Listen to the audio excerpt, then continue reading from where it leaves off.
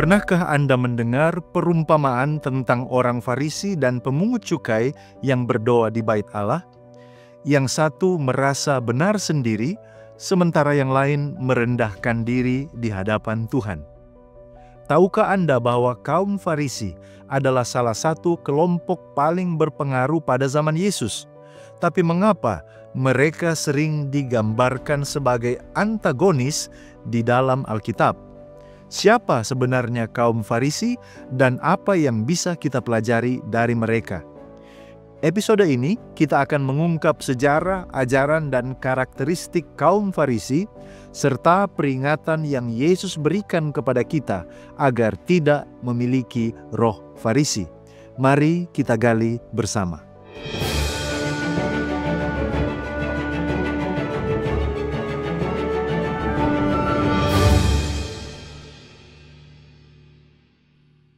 Siapa itu kaum Farisi? Kata Farisi berasal dari bahasa Aram Persaya yang berarti orang-orang yang terpisah. Mereka muncul sekitar abad kedua sebelum Masehi di masa pemerintahan Raja-Raja Hasmonean. Nama ini merujuk kepada tindakan mereka yang memisahkan diri dari orang-orang yang dianggap tidak menjalankan hukum Taurat dengan benar. Sejarawan Yahudi yang bernama Flavius Josephus menyebut kaum Farisi sebagai salah satu filsafat Yahudi, bersama kelompok yang lain seperti Saduki, Eseni, dan Zelot. Namun, bagi Josephus, kaum Farisi lebih dari sekedar kelompok religius. Mereka adalah pemimpin spiritual dan moral bangsa Israel. Berbeda dengan kelompok Saduki yang hanya mengakui Taurat yang tertulis, kaum Farisi juga menganggap Taurat lisan atau tradisi nenek moyang sebagai sesuatu yang wajib untuk ditaati. Dengan pengajaran ini, mereka menjadi kelompok yang sangat dihormati oleh masyarakat umum pada zaman itu. Mari kita lihat ajaran dan praktik kaum Farisi. Kaum Farisi sangat menekankan hukum Taurat. Mereka percaya bahwa dengan menaati hukum Taurat secara detail, mereka akan menjadi umat yang suci dan layak menyambut kedatangan Sang Mesias. Ada beberapa karakteristik utama ajaran mereka. Yang pertama, ketaatan pada hukum Taurat. Mereka berusaha menaati setiap hukum, baik yang tertulis maupun yang lisan. Mereka bahkan memperluas hukum Taurat dengan berbagai peraturan tambahan untuk memastikan mereka tidak melanggarnya. Misalnya peraturan tentang Sabat. Sekolah Hillel dan Shammai, dua pemimpin Farisi terkenal, sering berdebat tentang peraturan yang tepat. Bolehkah seseorang memasak air atau makanan di hari Sabat? Yang kedua, mereka juga menekankan kebersihan secara ritual. Kaum Farisi mengikuti berbagai aturan penyucian yang biasanya hanya berlaku bagi imam. Mereka mencuci tangan, mencuci peralatan, dan menjaga kebersihan dengan cara yang sangat-sangat ketat. Yang ketiga, kepercayaan mereka akan kebangkitan orang mati. Hal ini berbeda dengan kaum Saduki. Kaum Farisi percaya pada kebangkitan orang mati. Mereka percaya eksistensi malaikat, roh, serta penghakiman setelah kematian. Dan ini adalah pengaruh dari pemikiran Persia dan Helenistik yang mereka sesuaikan dengan hukum Taurat. Dan yang keempat, mereka sangat menekankan pengharapan akan kedatangan Mesias. Mereka menantikan Mesias sebagai pemimpin yang akan membebaskan bangsa Israel dari penindasan. Namun, mereka membayangkan Mesias sebagai seorang pemimpin politis, bukan rohani, seperti yang diajarkan oleh Yesus. Mari kita lihat perjumpaan Yesus dan kaum Farisi.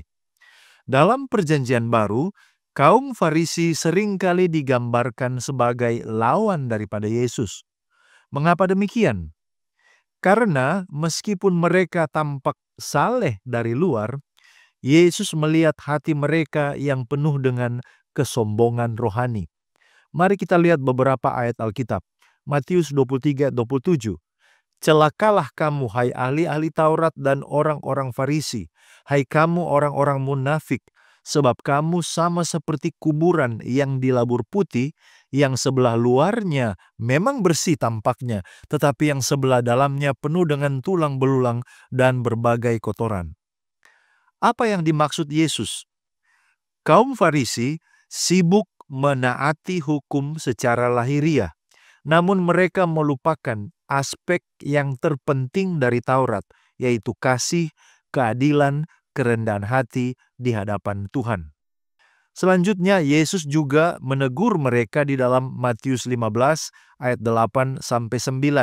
Yesus mengatakan, bangsa ini memuliakan aku dengan bibirnya, padahal hatinya jauh daripadaku. Percuma mereka beribadah kepadaku, sedangkan ajaran yang mereka ajarkan ialah perintah manusia. Namun penting untuk dicatat bahwa tidak semua Farisi menolak Yesus. Contohnya Nikodemus, dia adalah salah satu contoh. Yohanes 3 kalau kita baca, dia datang kepada Yesus di malam hari untuk belajar lebih banyak tentang kebenaran. Setelah melihat ini, tentunya ada peringatan bagi kita untuk jangan memiliki roh Farisi. Apa yang bisa kita pelajari dari kisah kaum Farisi? Kaum Farisi jatuh ke dalam perangkap legalisme, yaitu upaya untuk membenarkan diri di hadapan Tuhan dengan ketaatan hukum semata. Mereka gagal melihat bahwa kasih karunia Tuhan lebih besar daripada usaha manusia. Sebagai seorang Kristen, saudara dan saya, kita juga bisa jatuh dalam roh Farisi kalau kita melakukan beberapa hal ini. Yang pertama, kita lebih fokus pada peraturan-peraturan agama daripada membangun hubungan pribadi dengan Tuhan. Yang kedua, kita merasa lebih rohani atau lebih baik daripada orang lain. Dan yang ketiga, kita menjalankan ibadah kita dengan tekun sebagai rutinitas tanpa hati yang sungguh-sungguh mencari Tuhan. Yesus memanggil kita untuk hidup dalam kasih karunia-Nya. Rasul Paulus menulis dalam Efesus 2 ayat 8-9. Sebab karena kasih karunia kamu diselamatkan oleh iman. Itu bukan hasil usahamu, tetapi pemberian Allah, bukan hasil pekerjaanmu.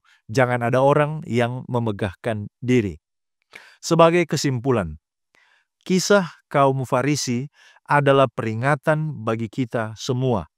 Jangan sampai kita terjebak di dalam kesombongan rohani atau legalisme yang membuat kita jauh dari kasih Tuhan. Sebaliknya, mari kita datang kepada Yesus dengan hati yang rendah, mengakui bahwa kita membutuhkan kasih karunia-Nya setiap hari. Seperti pemungut cukai yang berdoa di dalam Lukas 18 ayat 13. Ya Allah, kasihanilah aku orang berdosa ini. Itulah doa yang menyentuh hati Tuhan. Mari terus kita hidup di dalam kasih, di dalam kerendahan hati dan pengharapan pada kasih karunia Kristus. Jangan biarkan roh Farisi menguasai hati kita. Sekian dari saya, mari kita menggali firman Tuhan untuk memperluas wawasan dan mengharapkan terjadi pertumbuhan kerohanian. Jika Anda merasa diberkati dan dicerahkan oleh pembahasan ini, silakan bagikan video ini kepada orang-orang terkasih. Kita akan berjumpa kembali pada episode berikutnya hanya di Depth Inside Growth. Tuhan Yesus memberkati.